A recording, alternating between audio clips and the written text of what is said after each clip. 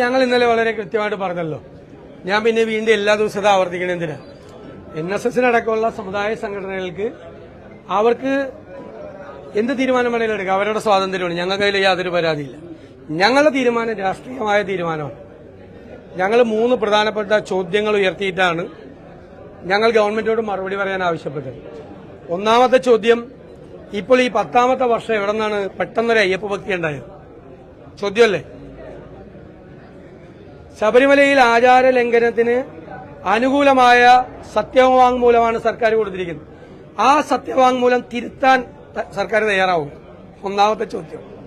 രണ്ടാമത്തെ ചോദ്യം, നാമജപ ഘോഷയാത്ര ഉൾപ്പെടെ NSS പ്രവർത്തകർക്ക് ഉൾപ്പെടെ രാഷ്ട്രീയ പ്രവർത്തകർ ഉൾപ്പെടെ ആയിരക്കണക്കിന് കേസുകളാണ് എടുത്തിരിക്കുന്നത്. ആ കേസുകൾ പിൻവലിക്കാമെന്ന് ഉറപ്പ് നൽകിയതാണ്. ഒറ്റ കേസും പിൻവലിച്ചിട്ടില്ല. ആ കേസുകൾ പിൻവലിച്ച ആത്മാർത്ഥത തെളിയിക്കാമോ സർക്കാർ? അയ്യപ്പ സംഗമത്തിന് മുമ്പ് ആ കേസുകൾ പിൻവലിക്കണ്ടേ? ചെയ്തില്ല. പിന്നെ 10ാമത്തെ വർഷമാണ് മാസ്റ്റർ പ്ലാൻ. 9 വർഷം ചെറുവിരൽ അനക്കിയില്ല ശബരിമലയുടെ വികസനത്തിന് വേണ്ടി. 10ാമത്തെ വർഷം ഇലക്ഷൻ മുന്നിൽ കണ്ടുകൊണ്ട് ശബരിമലയുടെ മാസ്റ്റർ പ്ലാനുമായി ഇറങ്ങിയിരിക്കുന്ന കപട ഭക്തി പരിവേഷക്കാരെ ഞങ്ങൾ ജനങ്ങളുടെ മുന്നിൽ തുറന്നു കാണിക്കുന്ന രാഷ്ട്രീയ ദൌത്യം, ഞാൻ അടിവരയിട്ട് പറയുന്നു, പൊളിറ്റിക്കൽ മിഷൻ ആണ് ഞങ്ങൾ ഏറ്റെടുത്തത്. ഞങ്ങൾ കൂടിയാലോചനകൾ പ്രകാരം ഞങ്ങളെടുത്ത തീരുമാനമാണ്. ഗവൺമെന്റ് ഭക്തജനങ്ങളെ കബളിപ്പിക്കുമ്പോൾ ആ ഗവൺമെന്റിന്റെ പൊയ്മുഖം വലിച്ചു മാറ്റി ആ ഗവൺമെന്റിന്റെ യഥാർത്ഥ മുഖം ജനങ്ങളുടെ മുന്നിൽ കാണിക്കേണ്ട ഉത്തരവാദിത്തം ഞങ്ങൾക്കുണ്ടായിരുന്നു. അത് 7 നിലയിൽ പൊട്ടിപ്പോയി. സംഘാടകത്തിന്റെ കുറവുകൊണ്ടും പിന്നെ യോഗി ആദിത്യനാഥിന്റെ സന്ദേശമാണ്. വായിച്ചൊരു മന്ത്രി കോൾമയിൽക്കൊള്ളാണ്. UDF ഗവൺമെന്റിന്റെ കാലത്ത് ഒരു ദേവസ്വം ബോർഡാണ് ഇങ്ങനെ ചെയ്തതെങ്കിലോ എന്തായിരുന്നു കേരളത്തിൽ CPMന്റെ പ്രചരണം? പിണറായി വിജയൻ വേദിയിലിരിക്കുന്ന സമയത്ത് യോഗി ആദിത്യനാഥിന്റെ സന്ദേശം വായിച്ച് ആവേശഭരിതനാകുന്ന ദേവസ്വം മന്ത്രിയെ കണ്ട് എത്ര BJPക്കാർ കോരിത്തിരിച്ചു കാണും? പിന്നെ വിദ്വേഷം പ്രസംഗം നടത്തിക്കൊണ്ടിരിക്കുന്ന ആളുകളെ ആനയിച്ച് ആ വേദിയിലേക്ക് കൊണ്ടുവന്നു. എന്ത് സന്ദേശമാണ് കൊടുക്കാൻ ആഗ്രഹിക്കുന്നത്? കേരളത്തിൽ BJPക്കും വർഗീയ ശക്തികൾക്കും ഇടം നൽകിക്കൊണ്ടുള്ള ഒരു ഇടപെടലാണ് CPM ഇപ്പം നടത്തുന്നത്. വർഗീയ ശക്തികൾക്ക് സ്പേസ് ഉണ്ടാക്കി കൊടുക്കുന്ന പരിപാടിയാണ് CPM ചെയ്യുന്നത്. പച്ചയ്ക്കുള്ള വർഗീയതയാണ് CPM ഇപ്പം ചെയ്യുന്നത്. BJP ചെയ്യുന്ന അതേ വഴിയിലൂടെയാണ് കേരളത്തിലെ CPM യാത്ര ചെയ്യുന്നത്. യോഗി ആദിത്യനാഥ് പിണറായി വിജയന് പറ്റിയ നല്ല കൂട്ടുകാരനാണ്, ഒരു സംശയ കാര്യത്തിലില്ല. ആ കൂട്ടുചേർന്ന് പോട്ടെ. ഞങ്ങൾ കേരളത്തിന്റെ മതേതര മനസ്സിന്റെ മുന്നിൽ ഈ വർഗീയവാദത്തെ ഞങ്ങൾ പൊളിച്ചു കാട്ടും. അതാണ് ഞങ്ങളുടെ ജോലി. ഞങ്ങളത് ചെയ്യും കൃത്യമായി.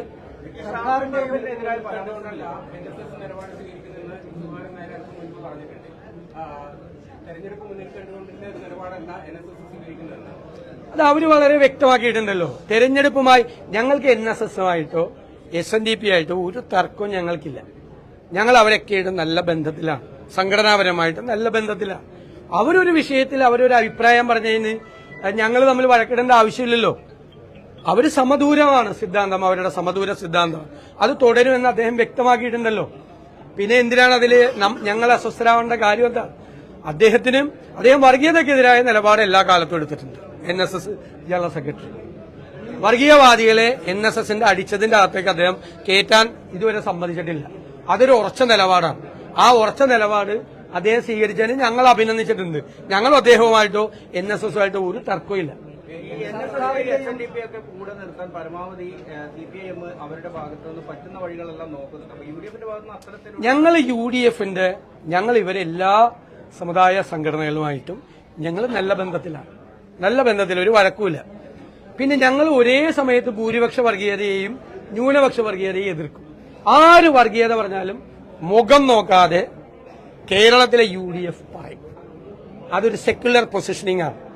അതിന്റെ പേരിൽ എന്ത് നഷ്ടം വന്നാലും സഹിക്കാൻ ഞങ്ങൾ തയ്യാറാണ്. ഞങ്ങളുടെ മതേതര മൂല്യങ്ങളെയും മതേതര നിലപാടുകളെയും താൽക്കാലിക ലാഭത്തിന് വേണ്ടി ഞങ്ങൾ വിറ്റ് കാശാക്കില്ല. വാക്കാണ്. കേരളത്തിൽ ഒരു മുന്നണി ധൈര്യസമേതം പറയുന്ന ഒരു പൊളിറ്റിക്കൽ സ്റ്റാൻഡാണ്, പൊളിറ്റിക്കൽ പൊസിഷനിങ് ആണ്. കേരളം സെക്യുലറാണ് എന്ന് ഞങ്ങൾ ഉറച്ചു വിശ്വസിക്കുന്നു. കേരളത്തിലെ പഴയ തലമുറയും വളർന്നുകൊണ്ടിരിക്കുന്ന പുതിയ തലമുറയും ആ സെക്യുലർ പൊസിഷന്റെ കൂടെ നിൽക്കും. അതാണ് UDFന്റെ പൊസിഷനിങ്. ഒരു കാലത്തും ഇല്ലാത്ത തരത്തിലുള്ള ശക്തമായ ഒരു നിലപാട്. ആര് വർഗീയത പറഞ്ഞാലും അതിനെതിരായ നിലപാടെടുക്കും. മുഖം നോക്കാം. സർക്കാരിന്റെയും മുഖ്യമന്ത്രിയുടെയും ലീഗാണ് യുഡിഎഫിനെ നയിക്കുന്നത് എന്ന് സിപിഎം സംസ്ഥാന സെക്രട്ടറി പറഞ്ഞിട്ടുണ്ട്. അപ്പോൾ അതെല്ലാം കൂടെ ചേർത്ത് ഞാൻ ചോദിക്കട്ടെ, എങ്ങനെയാണ് ഈ CPM-ന് ഇത് പറയാൻ കഴിയുന്നത്? CPM ഇങ്ങനെ പറയാൻ കഴിയുന്നത്? CPM ലീഗിന്റെ പുറകെ എത്ര നാൾ നടന്നു? എത്ര നാൾ ലീഗിന്റെ പുറകെ നടന്നാണ്? ലീഗ് മതേതര പാർട്ടിയാണ് എന്നുവരെ ലീഗിനെ കിട്ടാൻ വേണ്ടി, LDF-ലേക്ക് കിട്ടാൻ വേണ്ടി പറഞ്ഞതല്ലേ CPM, അല്ലേ? നിങ്ങളുടെ സ്റ്റേറ്റ്മെന്റിൽ ഇവരെയൊക്കെ സ്റ്റേറ്റ്മെന്റില്ലേ മതേതര പാർട്ടിയാണ്, വർഗീയ പാർട്ടിയല്ല CPM എന്ന് പറഞ്ഞു. പിന്നെ ലീഗിനേക്കാൾ തീവ്രവാദമുള്ള ലീഗ് ഒരു മതേതരവാദിയാണ് എന്ന് ഇവർ പറയുമ്പോൾ തന്നെ ലീഗിന്റെ മതേതരവാദത്തെ തള്ളിപ്പറഞ്ഞ് ലീഗിൽ നിന്ന് പോയ മതേതര നിലപാട് ലീഗ് എടുത്തപ്പോൾ ലീഗിനെ തള്ളിപ്പറഞ്ഞ് പോയ തീവ്രവാദ സ്വഭാവമുള്ള INL-നെ കൂട്ടത്തിൽ വെച്ചുകൊണ്ടാണ് ഗോവിന്ദൻ ഈ വർത്തമാനം പറയുന്നത്. എന്താണ് ഇവരുടെയൊക്കെ ഒരു ഇത്? ലീഗിന്റെ മതേതരവാദത്തിനെതിരായി നിലപാടെടുത്തു. ബാബറി മസ്ജിദ് തകർന്നപ്പോ പാണക്കാട് മുഹമ്മദ് അലി ശിഹാബ് തങ്ങളെടുത്ത മതേതര നിലപാട്, കലാപം ഉണ്ടാകാതിരിക്കാൻ വേണ്ടി എടുത്ത ശക്തമായ നിലപാടിനെ തള്ളിപ്പറഞ്ഞ് തീവ്ര നിലപാടുമായി ലീഗ് വിട്ട INL-നെ കൂടെ കക്ഷത്തിൽ വെച്ചിട്ടാണ് ഗോവിന്ദൻ ഞങ്ങളെ മതേതരത്വം പഠിപ്പിക്കാൻ വന്നത്. വേറെ ആളെ നോക്കിയാൽ മതി.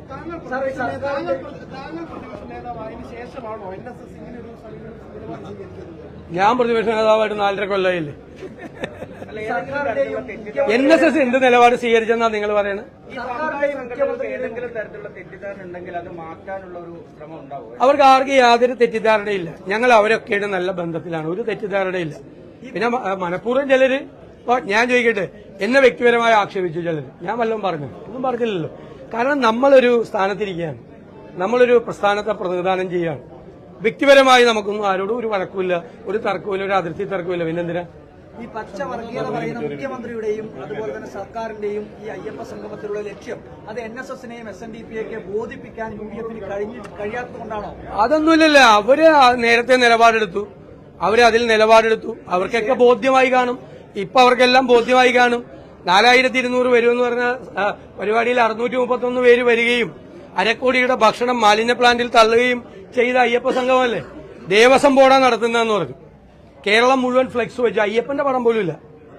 പിണറായി വിജയന്റെ പടവും വാസവന്റെ പടവും അയ്യപ്പ സംഗമത്തിൽ. എന്തൊരു അയ്യപ്പ ഭക്തിയായിരുന്നു. ഏത് വൈതാളികരെ കൂട്ടുപിടിച്ച് ഭരണത്തിൽ തുടരുക എന്നുള്ളതാണ് ലക്ഷ്യമെന്ന് ഈ സംസ്ഥയുടെ മുഖപത്രമൊക്കെ ഇന്ന് വിമർശിച്ചു. അല്ല, ഞാൻ ചോദിക്കട്ടെ, തെരഞ്ഞെടുപ്പ് ഈ പാർലമെന്റ് തെരഞ്ഞെടുപ്പ് വരെ CPM ന്യൂനപക്ഷ പ്രീണനമാണ് നടത്തിയത്. അത് കഴിഞ്ഞപ്പോൾ ഉടനെ ഭൂരിപക്ഷ പ്രീണനായി. ആരോടും ആത്മാർത്ഥതയില്ല. ഞങ്ങൾക്കൊരു ടെൻഷനുമില്ല. ഞങ്ങൾ പാർലമെന്റ് തെരഞ്ഞെടുപ്പിന് മുമ്പും പാർലമെന്റ് തെരഞ്ഞെടുപ്പിന് ശേഷവും ഇനി വരാനിരിക്കുന്ന നാളുകളിലും ഒറ്റ നിലപാടാ, ഒരു വ്യത്യാസം ഉണ്ടാകും.